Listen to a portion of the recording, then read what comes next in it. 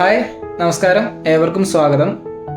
BPL ration കാർഡിൻ്റെ application start ചെയ്യാണ്. നിങ്ങൾക്ക് നിലവിലുള്ള വെള്ള അല്ലെങ്കിൽ നീല റേഷൻ കാർഡിലുള്ള ആൾക്കാർക്ക് അർഹരാണെങ്കിൽ നിങ്ങളുടെ റേഷൻ കാർഡ് BPLനേക്കുള്ള ആപ്ലിക്കേഷൻ സ്റ്റാർട്ട് ചെയ്യാണ്. ജൂൺ 26 മുതൽ, അതായത് നാളെ മുതലാണ് ആപ്ലിക്കേഷൻ സ്റ്റാർട്ട് ചെയ്യുന്നത്. ജൂലൈ 15 ലാസ്റ്റ് ഡേറ്റ് ആയിട്ട് വെച്ചിട്ടുള്ളത്. ഓക്കെ, നിങ്ങൾക്ക് 1000 സ്ക്വയർ ഫീറ്റ് താഴെയുള്ള വീടാണ് നിങ്ങൾ ഉള്ളതെങ്കിൽ, അതിൽ പിന്നെ 4 വീല് വണ്ടി ഇല്ല എങ്കിൽ നിങ്ങൾക്ക് ആപ്ലിക്കേഷൻ കൊടുക്കാം.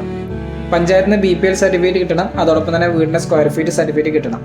അപ്പം വാടകയ്ക്ക് നിൽക്കുന്ന ആൾക്കാർ വാടക എഗ്രിമെൻറ്റും അതോടൊപ്പം തന്നെ താമസ സർട്ടിഫിക്കറ്റും കൂടി കരുതുക.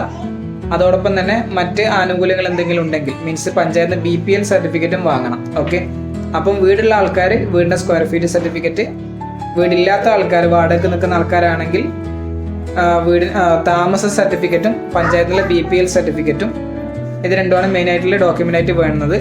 പിന്നെ നമുക്ക് ആവശ്യമുള്ള എന്താണെന്ന് വെച്ച് കഴിഞ്ഞാൽ, അടുത്തൊരു കാര്യം, നിങ്ങളുടെ റേഷൻ കാർഡിൽ ഉൾപ്പെടുന്ന ആർക്കും 4 വീല് ഇല്ല എന്നുള്ള കാര്യം ഉറപ്പുവരുത്തുക. പ്രൈവറ്റ് 4 വീൽ, ടാക്സി അല്ല, പ്രൈവറ്റ് 4 വീൽ ഇല്ല എന്നുള്ള കാര്യം ഉറപ്പുവരുത്തുക. ഓക്കെ, പിന്നെ ഒരു കാര്യമാണ്, അടുത്തൊരു സബ്ജക്റ്റാണ് SSLC പാസ്സായ ആൾക്കാർക്കുള്ള ഒരു ബോണസ്. ഓക്കെ, നിങ്ങൾ SSLC പാസ്സായ ആൾക്കാരാണ് ഈ വർഷം അല്ലെങ്കിൽ കഴിഞ്ഞ വർഷം SSLC പാസ്സായിട്ടുണ്ടാവും. അപ്പോൾ നിങ്ങൾ എന്ത് ചെയ്യുക, നിർബന്ധ രൂപേണ നിങ്ങൾ എന്ത് ചെയ്യുക, എംപ്ലോയ്മെൻറ്റ് എക്സ്ചേഞ്ചിൽ പേര് രജിസ്റ്റർ ചെയ്യാനുണ്ട്. ഓക്കെ, നിങ്ങൾക്ക് 18 വയസ്സ് പൂർത്തിയാണെന്നില്ല, SSLC പാസ്സായി അവർ SSLC സർട്ടിഫിക്കറ്റ് കിട്ടിയിട്ടുണ്ടെങ്കിൽ നിങ്ങൾക്ക് ആപ്ലിക്കേഷൻ കൊടുക്കാം.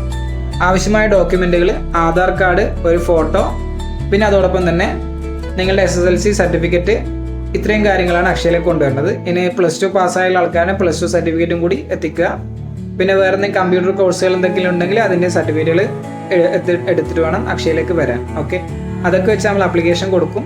അതിൻ്റെ പ്രൊസീജിയർ ബാക്കി കംപ്ലീറ്റ് ചെയ്യുക, എത്രയും വേഗം കംപ്ലീറ്റ് ചെയ്യുക എന്നുള്ളതാണ്. അപ്പോൾ ഈ ഒരു ബോണസ് പോയിന്റ് ഒരു കാരണവശാലും വിട്ടുപോകരുത്. SSLC പാസ്സായിട്ടുള്ള കുട്ടികളുടെ രക്ഷിതാക്കളും ശ്രദ്ധിക്കുക. അപ്പോൾ എംപ്ലോയ്മെൻറ്റ് രജിസ്റ്റർ ചെയ്തതിനെ കൊണ്ട് എന്താണ് ഉപകാരം എന്ന് ചോദിച്ചാൽ, ഒരുപാട് ഗുണങ്ങളുണ്ട്. ഭാവിയിൽ വരാൻ പോകുന്ന ഒരുപാട് ഇൻ്റർവ്യൂകൾ അതുവഴിയാണ് വരുന്നത്, എംപ്ലോയ്മെൻറ്റ് എക്സ്ചേഞ്ച് വഴി വരും. അതോടൊപ്പം തന്നെ താൽക്കാലിക നിയമനങ്ങൾ അറിയാം.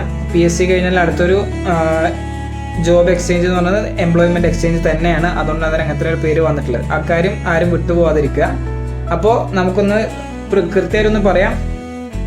റേഷൻ കാർഡ് BPL ആപ്ലിക്കേഷൻ നാളെ മുതൽ സ്റ്റാർട്ട് ചെയ്യാണ്. ജൂൺ 26 മുതൽ ജൂലൈ 15 വരെ. ഓക്കെ, പിന്നെ എംപ്ലോയ്മെൻറ്റ് രജിസ്ട്രേഷനാണ്. ഈ ഒരു കാര്യം നിങ്ങൾ എല്ലാവരിലേക്കും ഷെയർ ചെയ്ത് കൊടുക്കുക. പ്രധാനപ്പെട്ട ഒരു കാര്യം കൂടി വിട്ടുപോയി, NMMS സ്കോളർഷിപ്പ് റിന്യൂവൽ ചെയ്യാനാണ്. ഇതൊരു ബോണസായി നിങ്ങൾ വെച്ചോളൂ. NMMS സ്കോളർഷിപ്പ് പാസ്സായിട്ടുള്ള ആൾക്കാർ, കഴിഞ്ഞ പ്രാവശ്യം വാങ്ങിയ ആൾക്കാർ ഈ വർഷം പുതുക്കേണ്ടതുണ്ട്. ഇപ്പോൾ 8ാം ക്ലാസ്സിൽ നിന്നാണ് പാസ്സായിട്ടുണ്ടാവും. അപ്പോൾ 9ാം ക്ലാസ്സിലേക്ക് പാസ്സായിട്ടുള്ള ആൾക്കാർ, കുട്ടികൾ എന്ത് ചെയ്യണം, നിർബന്ധം ഈ വർഷം പുതുക്കണം. അതിന് ആവശ്യമായ രേഖകൾ എന്ന് വെച്ചാൽ നിങ്ങളുടെ NMMSൻ്റെ സർട്ടിഫിക്കറ്റുകളും പിന്നെ നിങ്ങളുടെ mark list, Aadhaar card, bank passbook തുടങ്ങിയ രേഖകളാണ്. അപ്പോൾ കൂടുതൽ വിവരങ്ങൾക്കായി തൊട്ടടുത്തുള്ള അക്ഷയ സെൻറ്ററിലേക്ക് അന്വേഷിക്കുക. നിങ്ങൾക്ക് അതിൻ്റെ സഹായങ്ങൾ മുഴുവനും അവിടെ ചെയ്യുന്നതായിരിക്കും.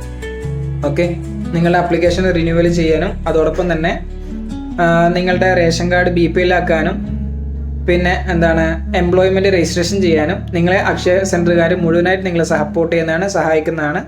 അപ്പോൾ എല്ലാ ഡോക്യുമെൻ്റ് എടുത്ത് എത്രയും വേഗം അക്ഷയയിലേക്ക് പോവുക, തൊട്ടടുത്തുള്ള അക്ഷയയിലേക്ക് പോവുക. അക്ഷയയിൽ എത്തിക്കഴിഞ്ഞാൽ ഞാൻ പറഞ്ഞ പോലെ ഒന്നല്ല പല കാര്യങ്ങൾ നടക്കും.